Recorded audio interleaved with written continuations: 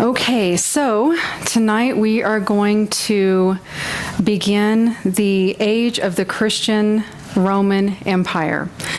So Constantine is sort of a central figure around this specific age. He sort of marks the transition out of the age of Catholic Christianity and into the beginning of the Christian Roman Empire. Christianity went from experiencing these pockets of persecution and, times where things were good and then times where things were really bad, and then into this place where Christianity is completely and universally or wholly accepted by the empire. So it's a pretty significant and intense transition. So Christianity, we're going to talk more about it. This is just sort of an introduction. So Christianity basically ends up being accepted. It becomes the central religion of the Roman Empire. So at first glance, that seems like a really good thing. So all of the Christians they're not being persecuted. They're able to get good jobs. They're able to have status in society. The big price that was paid for this is the government began to have some workings within the church. They began to have some influence and some power. And I'm not really even sure you can call it influence because, Constantine was an emperor. And so whenever an emperor says something, whoever it is that emperor is speaking to, they're meant to listen. So it's not really so much a discussion when you're talking about an emperor sort of starting to meddle their way into what has been completely separate from government, this Christian church up to this point. So there was definitely a price to pay for it. There was basically no separation of church and state after Christianity became legalized, if you want to call it that. So how did all of this happen? How did we go from being severely persecuted into the one recognized or tolerated religion of the empire? So at the end of the last lecture, that's where I'm going to start. At the end of the last lecture, we were in 284 AD. And remember that Rome was in chaos. There were as emperors came up, they normally got the position because of an assassination of some sort. And as those emperors were assassinated, you end up having their children and their family members, they're in danger because they're a threat to the throne, whatever. So it was just in chaos. And there were, every time an emperor took control, within about 2 years they were gone and somebody else was coming in. So there was constant turnover, and it was just, there was no real authority that was happening in the empire at this time. So, and also remember at the same time that there were wars being fought on the outer edges of the Roman Empire. And the Goths and the Persians were coming in, and so Rome was fighting outside enemies, and then within was sort of structurally collapsing on itself. So the whole thing was really awful. They were just not in a good place. Well, this general named Diocletian, he was a war hero because he was part of the successful effort that defeated the Goths and the Persians. And so he was a very good general, a very good administrator, a good leader. And so he was declared the next Caesar over Rome. Now, he came in, he rebuilt the temples, he revived all of this traditional Roman sort of worship, and he allowed Christianity to hang out for a little while. After he takes power, he realizes that the empire is just way too big. It's way too vast. It's too difficult to keep up with. It's hard to manage. And so he decides, in order to make it more manageable, to split it in half. And so he has this eastern part of the empire and this western part of the empire. One of the other major things that he needed to try to resolve was this idea of emperors being assassinated left and right. Like, he was the emperor now, and he knew he was in danger, and he wasn't really excited about the threats on his life because he took this position. So not only did he divide the empire, but he set up kind of a succession for government, something that was more structured. So what he did he took, in the East, he had an Augustus or an emperor, and he had a Caesar. So this Augustus or emperor, that would be equivalent to our president. And then the Caesar that served with him would be the equivalent of a vice president. So a primary and a secondary in charge. And he had 4 people governing the entire Roman Empire, okay? So in the West, Diocletian himself was the emperor. His Caesar was a man named Constantius Calorus. Okay, that's important. So in the West, he was the emperor, Emperor Diocletian, and his Caesar was Constantius Calorus. In the East, the emperor that he put into that position was Maximian. And the Caesar in the East was Galerius. Okay? So in the West, you've got Diocletian. In the East, you've got Maximian. And then there's Caesars, Constantius Calorus in the West, and Galerius in the East. Okay? So the succession plan, what he said was, I'm going to divide the empire, I'm going to put these people into place, and then in 305, which was, 20-something years later, he and his co-emperor, Maximian, they would step down, and they would walk away from running the empire, and then their 2 Caesars would move up to emperor or Augustus, and they would appoint their own Caesars. And then that would be how the government would be run. There would be a set time for their administration, and then their Caesars, who they worked with and trained up for those number of years, would then take over and run the country. So in doing this, not only did he spread the responsibility of running this vast empire, but he stopped the assassinations that were coming in on the government. So he basically saved his own life and cut down his work. Pretty good. That's, pretty smart. So, and it worked. The assassination attempt stopped. He was in power for 25 years, and he did good things for Rome. He got everything sort of stabilized again. Now, like I said, he allowed Christianity to hang out. Didn't really mess with them too much, but definitely revived the traditional Roman religion, okay? Now, for some reason, he decided in his last 2 years of his reigning, I guess nobody seems to understand why this happened, but his last 2 years, he put out an edict that it was time to get rid of the Christians. And it was just basically open season. If you see them and you find them, you can kill them. And so his last 2 years were extensive and there was extremely heavy persecution of the Christians.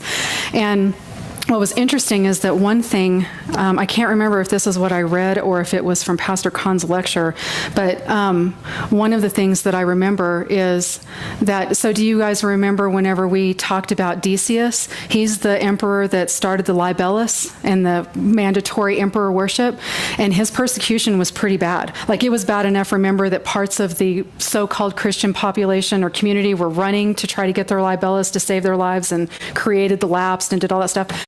Well, this persecution in these last 2 years that were brought on by Diocletian apparently were worse.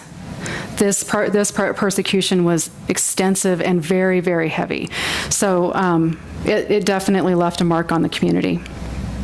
So in 305, Diocletian and Maximian, they stepped down like they said they would. They left, and then their 2 Caesars took over and became emperor. So now, after they step down, in the West, the emperor now is Constantius Calorus, right? And in the East, the emperor is Galerius, okay? In the West, Constantius Calorus, he appoints as his Caesar a man named Constantine. And in the East, Galerius, he appoints a Caesar, this man named Maxentius. Now, I want to give you a little bit of history about who these people are. So Constantius Calorus, he was married to a woman named Helena, and they met in a bar. She was a barmaid, and they I don't know if it was storybook, but they fell in love and they ended up having a child. The child they had was Constantine. So whenever Constantius Chlorus became the Caesar, he brought his son in underneath him and appointed him as his Caesar, his next in line for the emperorship. Now, when Constantius Chlorus, when he took power, because he was married to a barmaid, that's not really how the government wanted to represent itself. So they told him, you're going to have to get rid of your wife and this boy, because, not get rid of as in kill, I got to be careful. Just, you can't have them as your wife while you are in, yes? What was Constantine's son's name? Constantius Chlorus, his son's name is Constantine. They sound very similar, so it gets confusing, yeah. So Constantius Chlorus was married to Helena. She was the barmaid they met, and they got married, and they had a son named Constantine. So when Constantius Chlorus became the emperor, he appointed his son Constantine as his second in command. Does that make sense? Yeah. Okay. So anyway, they meet, and the government, whoever, the powers that be say, you and Helena, this is not going to work out because now you're an emperor. And so he does. He takes Helena and Constantine and he sends them away, and they go to Britain. And he takes on and marries this woman. And the woman that he marries ends up being, she's the daughter of Maximian. So let's try to keep it straight. So in the East, after Diocletian and Maxentius stepped down, in the East, the emperor is Maximian. So Constantius Chlorus has now taken and married the daughter of Maximian. So you see all these ties are being made that keep the empire unified. Right? So they get married, and Helena and Constantine take off to Britain, and while Helena is in Britain, she becomes a Christian, interestingly enough. And so Constantine, as a boy, or at some point in his life, I don't know how old he was when she became a Christian, but he is exposed at least to what Christianity is through his mother. Okay, so now we have Constantine as the second in command. Emperor Galerius, he is very much like Emperor Diocletian. He takes after him in his behavior. He has a desire to persecute Christians. So remember, the last part of Diocletian's reign, those last 2 years were really bad. And so then Galerius comes in and takes over as Caesar in the other part of the empire, but takes over, and he continues that very, very heavy persecution. And he's just wiping him out as fast as he can, anywhere he can. Now, Galerius, he is, at the end of his life, it's very interesting. There's papers that are out there that you can read about the end of his life. He died a very, very horrible death. From my understanding, what they believe is that he probably had diabetes, and because he had diabetes, he was sort of predisposed to, or vulnerable to, other things happening. He couldn't fight off other things. Well, apparently, and again, nobody really knows, but this is the theory, apparently he ended up with a venereal disease. And that venereal disease spread up through his gut and just was basically rotting him from the inside out. He was full of sores. He was splitting open. They believe that he suffered from gangrene because his odor was so bad that people, he would be inside the palace, and apparently people outside the palace could smell this terrible rotting, basically, that was happening to him. And so, I don't know if you guys know this, but there are old medicinal purposes behind maggots and leeches, things like that. They used to use different types of animals to help clear a wound or whatever. Well, maggots was something that was used back then to help clear out a wound. The difference, though, he was actually infested, but the difference is that the doctors did not give him that as a treatment. It just happened because he was just messed up. And so he was literally rotting and being eaten sort of from the inside out. It was terrible, a terrible, painful death. And of course, he was getting, he was not in a good place. And it's also been said, I read in a couple of places where he ended up having some of the doctors put to death because they couldn't cure him. And some of the doctors put to death because they couldn't stand to be in the room because the smell was so bad. And so he was just unable to cope with everything that was happening to him and just sort of lost his mind a little bit. But anyway, at the end of his life, interestingly enough, about, I think it was 2 weeks, I'm sure I wrote that down. Maybe I didn't. Just a little bit before his death, he actually put out an edict. Begrudgingly, he didn't want to, but he put out an edict that stopped the persecution against the Christians. Because, and the idea is, again, this is just theory, but the idea is because he felt like perhaps the reason that all of this happened to him was because of his heavy persecution of the Christians. He thought he was being paid back in his own lifetime. In his edict, it says, one of the lines in this edict says, "It is the duty of every Christian to pray to their God for my welfare." So whether he did it because he thought he was being punished, or whether he did it to basically call in all the favors he could think of, like, I don't know which God is which, but all of them should be praying for me right now so that I can be healed. Who knows? But anyway, he did not die a happy death, but in the end, put out this edict to stop the persecution on the Christians. So Galerius passes away, and not too long after he dies, Constantius Chlorus dies. Okay, so now Constantine, who is in the west, he was the Caesar. He moves in and becomes the emperor, and then in the east, Maxentius, he moves up and he becomes the emperor. Now, these two had issues with one another, and I wish I could explain to you what the issues were, but they ended up knowing this division and happy harmony and coming together and trying to keep the empire united, but still in its own areas, it wasn't working. So now remember, Constantine is off in Britain, right? And then Maxentius, he's down in Rome.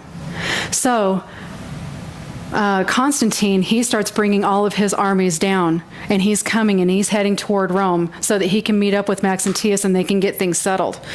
Well, unfortunately, Maxentius has an army, a foot soldier army, so that's on the ground foot soldiers. He had an army of about 200,000 that was in Rome, and they were ready to go out and they're ready to fight. Constantine, on the other hand, coming in from Britain, he only had about 78,000.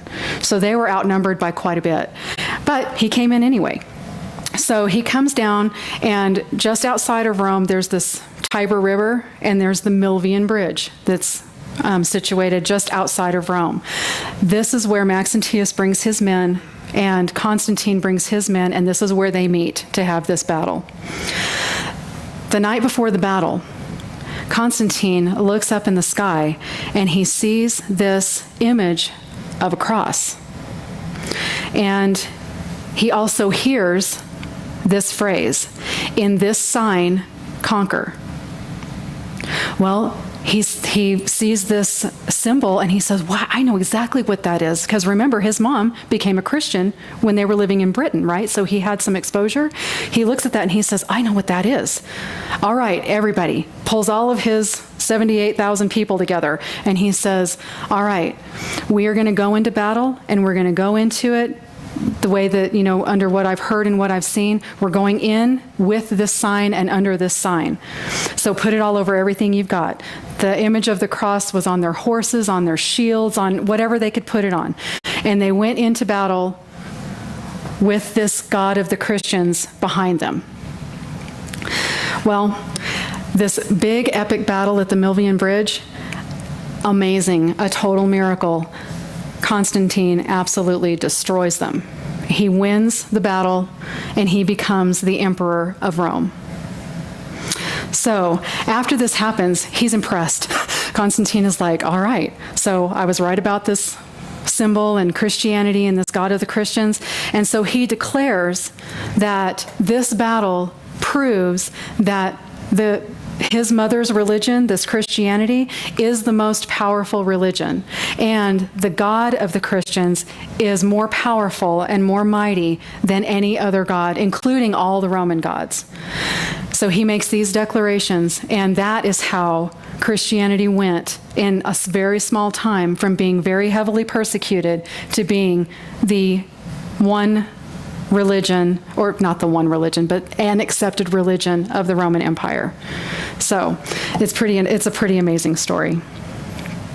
So that battle that happened at the Milvian Bridge, that was in 312 AD. So remember, that original, the original Diocletian, remember, he stepped down in 305. And this epic battle happened in 312. So it wasn't very long after Diocletian. He put this whole thing together and it was running smooth. It wasn't too long after he stepped down that things sort of went back to the way they were prior to his administration. Just a little bit of a time reference there. So in 313, so all of that happened in 312. In 313, Constantine delivers an edict, and it's called the Edict of Milan. That's probably something you should know. 313 AD, the Edict of Milan. It states Christianity as being a legal religion, and although maybe not worded directly in the edict, what it means is if you're a Christian, you've got a job, you've got influence, you've got status in the community. If you want a good job, you probably should consider becoming a Christian, that sort of thing. So with that mindset, it's super cool. I mean, can you imagine how the persecuted Christians felt going from, I mean, they probably couldn't even believe it. They went from literally hiding in caves and hiding away from all of society because of persecution to being invited to banquets and being given high positions and jobs and money, and people, women in society wanted to marry them, and, just this whole reversal.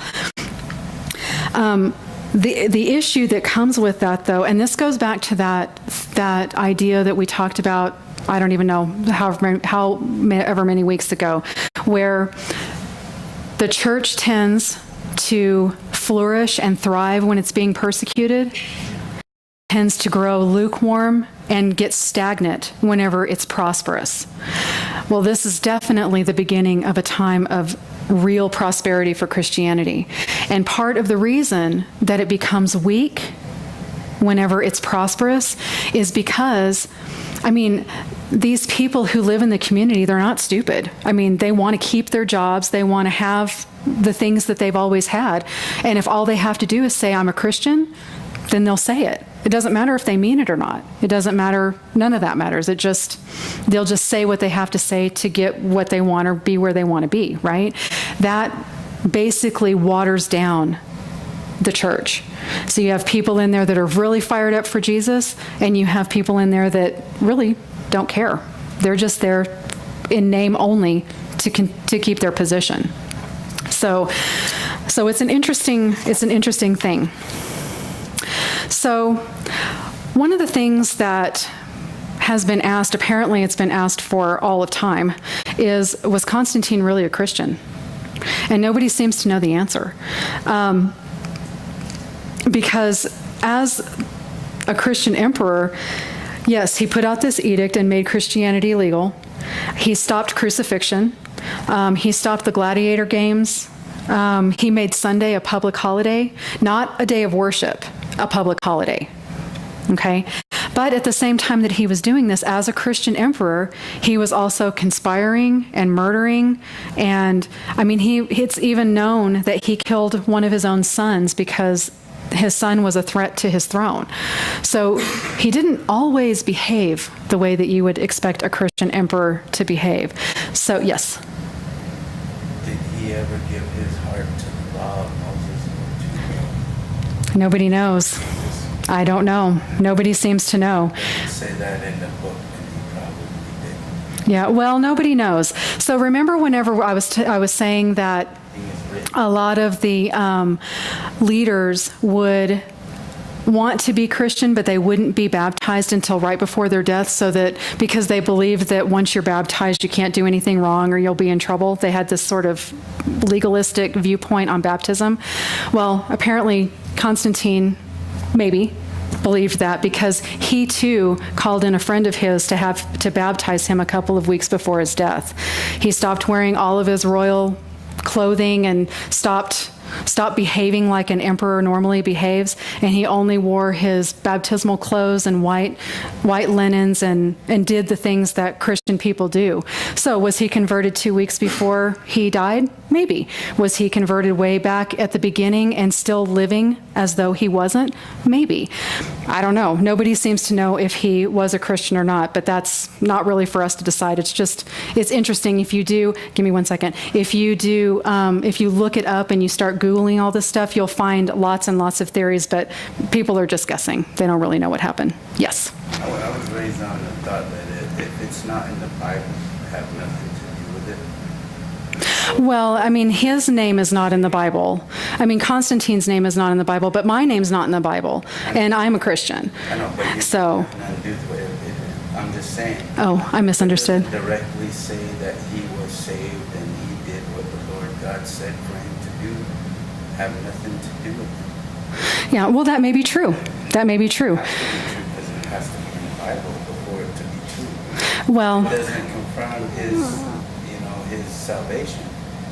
Well, it's just, I guess all I'm saying is that it's not for me to judge whether he became a Christian or not. That's, and nobody else really knows. It's just up for debate, so. It says it in the book, and it's true. If it don't, then it's not true. Okay. That's what I believe. Okay, that's fine. That's good. In the book. Okay, so, all right, so no one seems to know what the deal really was with Constantine, but it doesn't really matter. It's just an interesting sort of tie into church history so that you can just have a little bit of knowledge about him. But the one thing that he did do is he did bring Christianity into the empire, and he made it legal, he made it recognized, and he gave it legs to stand on. So that was one thing that he definitely did.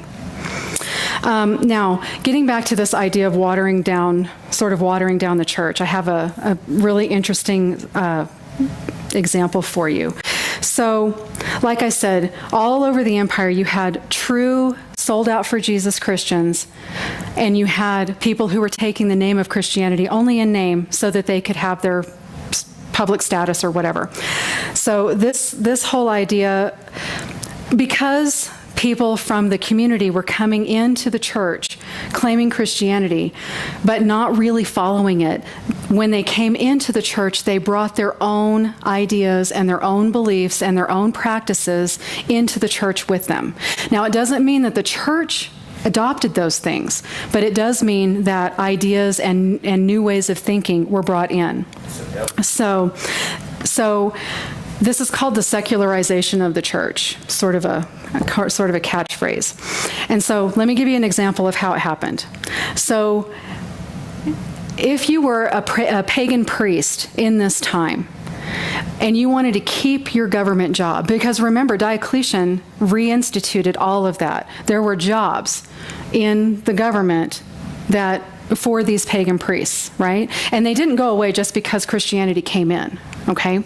So let's just say you were a pagan priest and you want to keep your job. You like it. So all you have to do is say, I'm a Christian. And you go in and you keep your job and everything's good, right? Well, you're bringing in practices with you. And so these ideas, they start sort of blending. And it's not so much about compromise. It's just how these things creep their way in and how practices have evolved from that time to this time. So if you are a pagan priest, then that means that you celebrate in your religion, you used to celebrate the summer solstice and the winter solstice, right? Well, in the pagan religions, especially the winter solstice, it was a big deal. It was a time to celebrate the unconquerable sun, S-U-N. It was a time when the harvests were brought in. It was a time when the days got longer. It was a time when the pagans celebrated all that they had, how it would carry them through the winter, and how the days were getting longer. And so it was just a big celebration.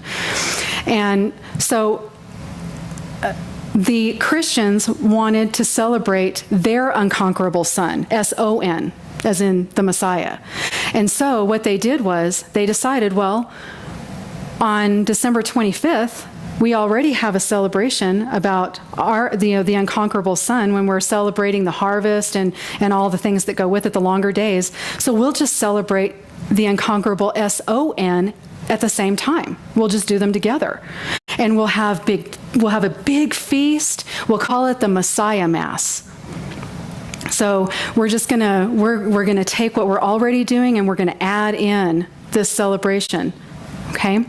And so during these celebrations, they would cut down evergreens because they were a sign of long life. They didn't die. Evergreens stayed green all winter. So they'd bring them into the house, they'd decorate them, they'd exchange gifts, they'd have feasts, and so they continued to do that. And they still continue to have feasts to the unconquerable S-U-N, but the church, inside the church, they would have celebrations to the unconquerable S-O-N, but do it on the same day. And they were still, these people were coming out of something, some of them, and some of them were staying in it, so they were following the practices that they knew. It was very comfortable. So they still brought in trees, they still exchanged gifts, and they added in this Messiah Mass, this feast to celebrate. Well, they had different names for it: a Messiah Mass, the Anointed Mass, the Christ Mass. And as time kept going, that's what we call Christmas. And so it all has its foundations in a time where secularization of the church was coming in. Now, does that mean that we shouldn't have a tree? That's not what I'm saying. Christmas is Christmas. And Jeremiah 20, verse 2, I think, talks about bringing in trees, evergreens, and worshiping them. And Christians are not bringing trees into their houses. Even non-Christians are not bringing trees into their houses and worshiping them. They're bringing them into their houses and having the smell of a pine tree, or decorating and exchanging gifts. It is not a worship of a tree. So some people are very, very serious, and they absolutely will not have anything to do with Christmas because of its pagan roots. And some people are okay with it. That's completely a choice that you have to make for yourselves. So in all of this, Christianity is being watered down a little bit, and the government is starting to come in and have its say in how Christianity is being run, okay? So now, let me see. What time is it? All right.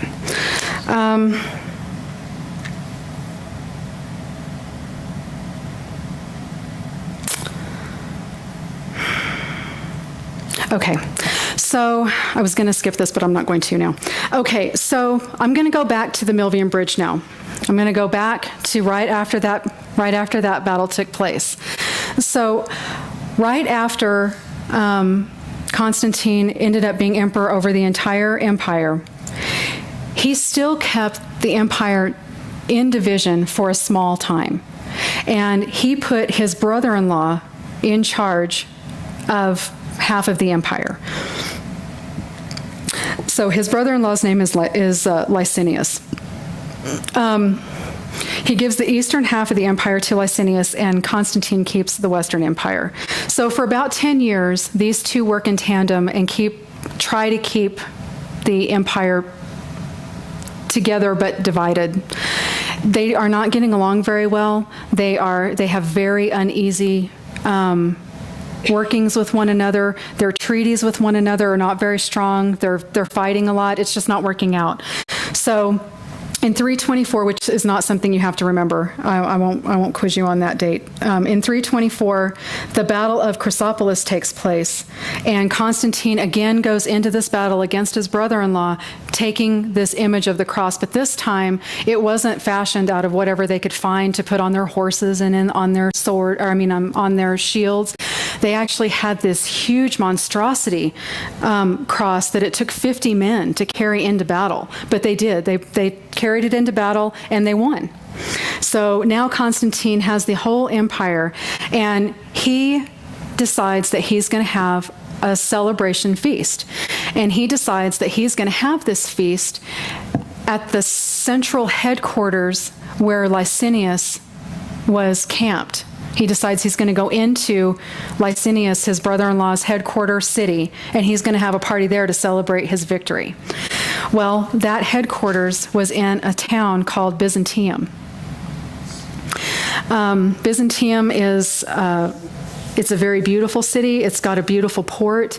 It's got access to 2 different countries. You can have an inlet from the sea for trade. It's also small enough that it can be protected easily. So it's sort of an ideal area. And Constantine comes into Byzantium, he sees it, he recognizes all of the advantages, and he decides that he's going to rename this city of Byzantium to Constantine's city, and as we know it, Constantinople. Very good. And so at this time is whenever he renames Byzantium to Constantinople. Now, Constantine,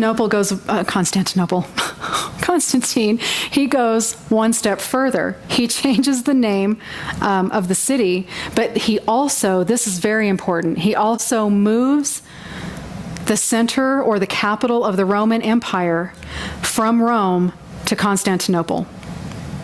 Okay? So Constantinople becomes the new Rome, and Rome is just Rome, or sometimes I think, at least in our current literature, it's referred to as Old Rome. At that time, I'm not sure they used that term, but there was this new Rome called Constantinople.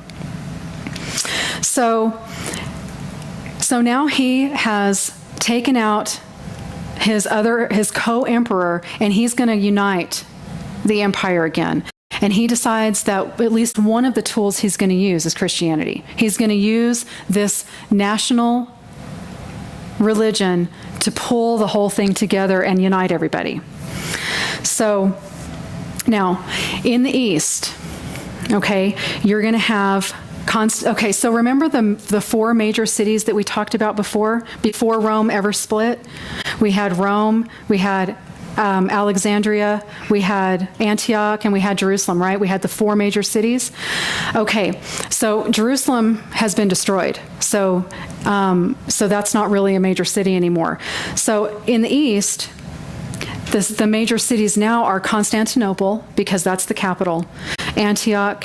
Jerusalem was still given honor because it's Jerusalem. That was the original center of Christianity, so while it wasn't a thriving city, it was still given an honor.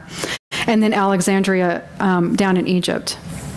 And then in the western part of the empire, you just have Rome, just old Rome, right? So you have, even though he's trying to unite the empire, there still has been this division for all of these years. And you've got these 4 major cities on one side and this one major city that used to be the capital of the empire on the other, which now has been moved. Okay? So the politics become a little bit sticky. So down in Alexandria, there is a bishop. His name is Alexander. So Alexander is the bishop in Alexandria, and he is giving a message on the Trinity. Well, while he's speaking, one of his elders, or an elder, I don't know that it was his elder, but an elder, began to question him and heckle him and give him a hard time and tell him that his theology on the Trinity was all wrong. This man who was challenging Bishop Alexander about this doctrine of the Trinity was a man named Arius. And so what Arius said was, so one of the things that Alexander was saying was that God the Father and God the Son have always existed. There has never been a time when God the Father existed when God the Son didn't. They've always been in coexistence together from eternity past, and they will be for eternity future. Arius said that that's not true. That's not what happened. There was a time when God the Father was in existence before God the Son was in existence. That's what he said. And he said that God the Son is a creation. He's a created being who was created by God the Father. And he was given the power of deity, and he was given all of these things that not every creature of creation was given. So he has status, but it's below the Father because he's a created being. So Bishop Alexander was not at all pleased with that. He was pretty upset. And so Arius ends up leaving Alexandria, and he takes off to Caesarea. He's got a couple of friends up in other parts of the empire that were sympathetic to him. They were really good friends of his, sympathetic to him. I haven't read that they were sympathetic to his belief system, but they certainly were sympathetic to him. And so he went and he stayed with them. Well, after he left, Bishop Alexander got a pastoral council together in Egypt, 100 or so bishops, and they all discussed all this and said, all right, this doctrine that Arius has put out is a heresy. It's not true. They labeled it the Arian heresy, and they labeled Arius a heretic. Okay? So, while all this is going on, remember, Constantine, he's trying to unite the empire. He's trying to make everybody get along and everybody to be happy. And then over here in this other part of the empire, you've got Arius and Alexander and all these bishops, and then Arius's friends up in here. Everybody's sort of bickering and fighting and theology this and that. And Constantine finds out about it, and he says, now come on, we're trying to unite the empire here. We don't have time for this. You guys need to start getting along. And also realize that there are some tensions building. So without getting into too much detail tonight, just think about if you were the pastor in Rome. Okay? You have been the pastor in Rome. Now this is prior to Licinius's defeat. So you're the pastor in Rome, and you're the pastor of the imperial city of the Empire of Rome. And you are the pastor. So if there was a hierarchy that was established at that time, if it existed, the pastor in Rome is the top of the tier. Okay? Then one day he goes to bed as the pastor of the capital city, and the next day he wakes up as the pastor of old Rome. And then now think about it on the other side. Now you're the pastor in Byzantium, and here comes the emperor into your city, and you're excited. Well, now he's changed the name to Constantinople. Well, now he's moved the capital. So you've gone from being a pastor in a city in the empire, to the top tier pastor of the empire. And so how does that balance of power work? Like how does that easily reconcile itself? So there's some tension building, between the two halves that don't really exist anymore. And then you've got things like Arius and Alexander and their issues going on in the southern part of the empire. So Constantine, and again, all of this is tying into how the government begins to come into the church, okay? So Constantine, he's not pleased. He does not like the fact that he has spent a lot of time and a lot of effort getting everything put into place, getting the empire put back together. He's won battles and, renamed the cities and removed the capital. And then you've got these pockets of what he may see as dissension. And so he's not pleased. So what he does is he says, all right, we're going to have a pastoral council, and I'm going to call together all the pastors in the whole empire, everybody is invited, and we are going to have a huge conference. I want everybody there. Well, in the cities that are close, it's probably pretty easy to get there. In the cities that are wealthy, it's probably pretty easy to get there. But the further away you are and the less resources you have, the harder it is to travel all the way to the northern part of the empire and go into Constantinople. So Constantine says, okay, I'm going to pay for everybody to come. I'll send chariots, and it's an all-expense paid trip. All of the pastors in the entire empire, we're all going to get together, and we are going to work this out. So now just take a pause for a second. Do you realize what has just happened? The government, 100 years prior, was putting out edicts to kill Christians on sight, forcing them into hiding. They were starving, and they were being martyred. They were being eaten alive and burned at the stake. And now the government, the leader, Constantine himself is footing the bill with the government's money to have a Christian pastors' conference. I mean, what is that? That is wild. That is crazy. Like, it is a total reversal of events in this time frame. It is just crazy. So anyway, I just want to point that out. So he calls this council and he brings everybody in, and they all meet. They meet in the city of Nicaea. That's very important. You need to know that city. So Constantine has a summer house there, and it's on a lake. It's very beautiful. I think I either read or somehow I think that house, that summer house, was capable of holding 400 guests. That may not be right. That's coming from memory, but you can Google it and see if that's correct. But a lot of people. It'll hold everybody. So brought everybody in, paid their way, fed them, brought them into this council in the city of Nicaea. Now he stands up in front of them and he says, okay, you're all here. Thank you for coming. I'm glad you're here. The goal here is to unite the empire. The goal here is to have Christianity as part of that toolbox to unite the empire. And you people are not getting along. Get it together. Get things worked out. Come to an agreement, and let's get it done. I want the fighting to stop. And then he says, okay, now, you guys take it from here. You know what you're here to do. Now, let's get things taken care of. Well, one of the primary things that they talked about was this Arian heresy. So Arius showed up.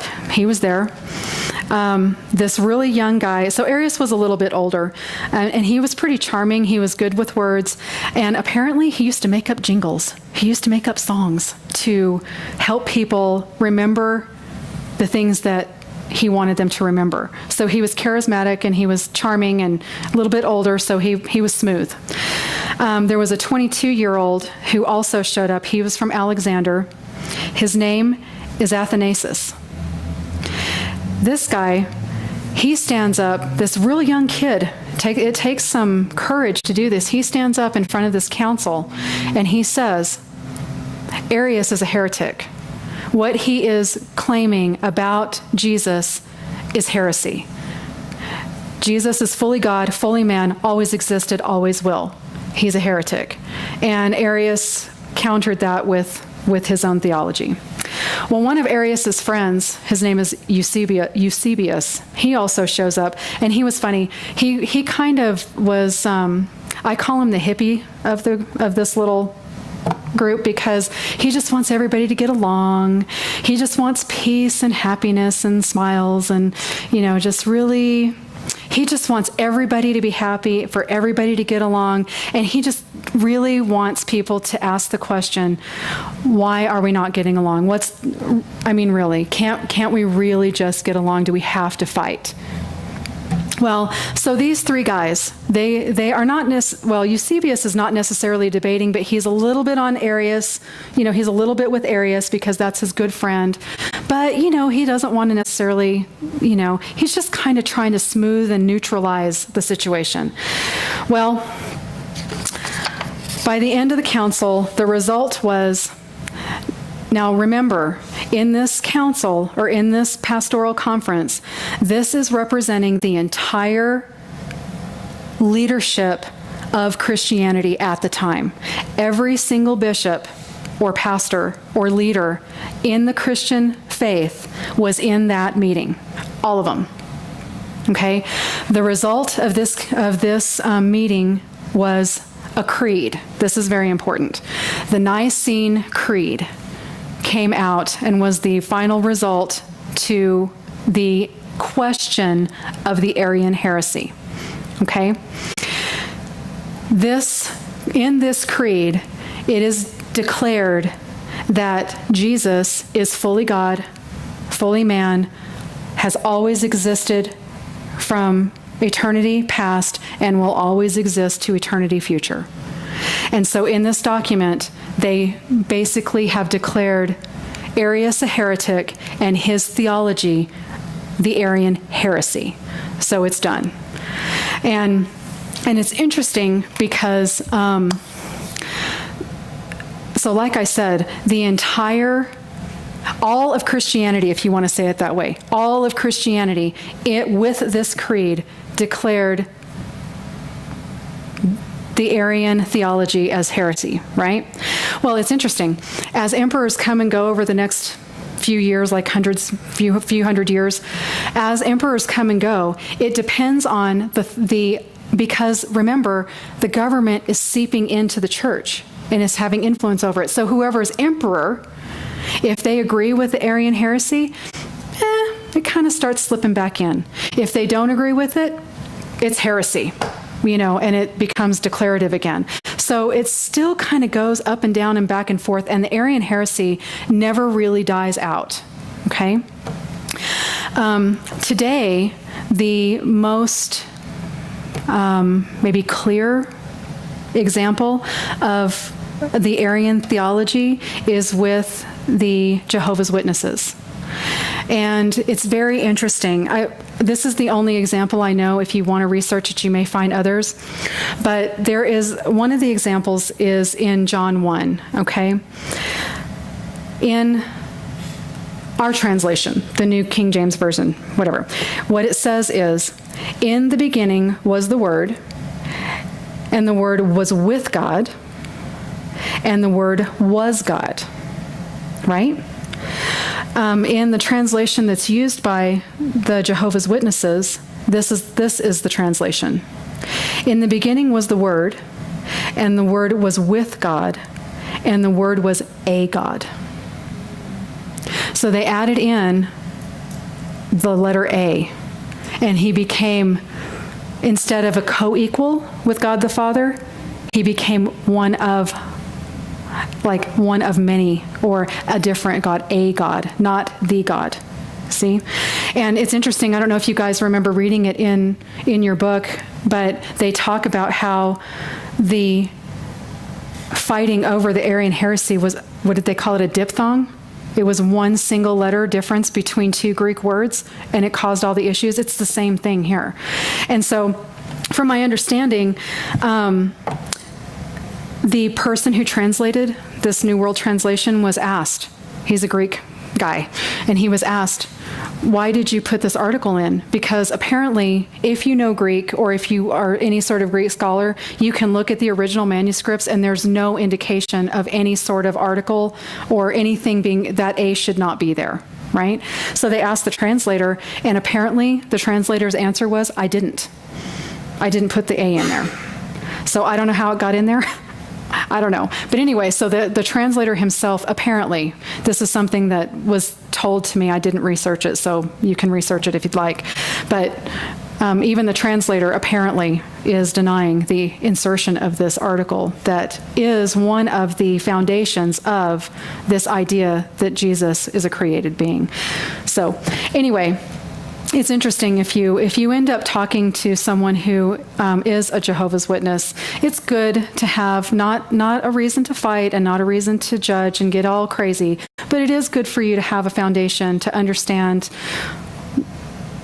one of the theologies and where it came from, and understanding that when this was originally debated, all of Christianity called it a heresy. So anyway, it's just good information to have. Yes? I think Mormonism's the same way, too. Is that right? Yeah. I have not. Jesus was, if you really press him, he was a created being. Is that right? Okay. Yeah, All right. So, I mean, it's interesting when I was reading that heresy is still alive today.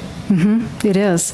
And I don't know how much of the up and down that happened after the original Nicene Creed was put out because of the years of, okay, we'll accept it now, or it's not necessarily accepted, but it's tolerated, and then it isn't, and then it is, and then it isn't. And I don't know how much of that wavering back and forth has to do with the fact that it still has a strong foothold. Maybe it would have lasted even if it had been solid back then. I don't know. But that's interesting. I did not know that. Okay, so that's what I have for you tonight, talking about the beginning, the intro into Christianizing the Roman Empire. I do want to make sure that you know who Arius is, what the Arian heresy is, the 325 AD Council of Nicaea, called by Constantine. Kind of want to understand Constantine's beginning. You definitely want to know about his battle with Maxentius at the Milvian Bridge, and understand how that symbol, I mean, God is just a really sweet thing to have in your life. It's just so interesting. This is a person who, in his youth, at some point, was basically banished because his mom was a barmaid, right? So he lost his dad and he lost his home, and he and his mom take off and go to Britain. But God uses that time to bring his mom to Christianity, and then uses that time that he has with his mom to help him in battle, to help him understand what he needs to do and how he needs to move forward. I mean, it's an interesting and beautiful story. And at the time that this man, who probably loved Helena with all of his whole entire heart, this man had to send his wife and child away. That could not have possibly been a moment when anyone in that family thought, wow, this is something that God is orchestrating, and this is something that God is using, or that he will use. I mean, it's amazing. And these kinds of stories are the kinds of stories that make me, if I can remember them, if I can keep them in my head, these are the stories that whenever I'm not feeling good or things are not going the way I think they should go, I mean, there is just no telling. God turned an empire based on some level, based on this man marrying a barmaid one day. I mean, it's amazing. So anyway, so that's what I have for you. Next week, your homework will be the next two chapters 11 and 12. Your quizzes are going to follow the same format. They're always going to be a little bit of review from the beginning, and then about half of it or so will be review, and then the second half will be new stuff, if you want to call it that, and stuff from the lecture will be on the quiz. Okay? All right. Thanks, everybody.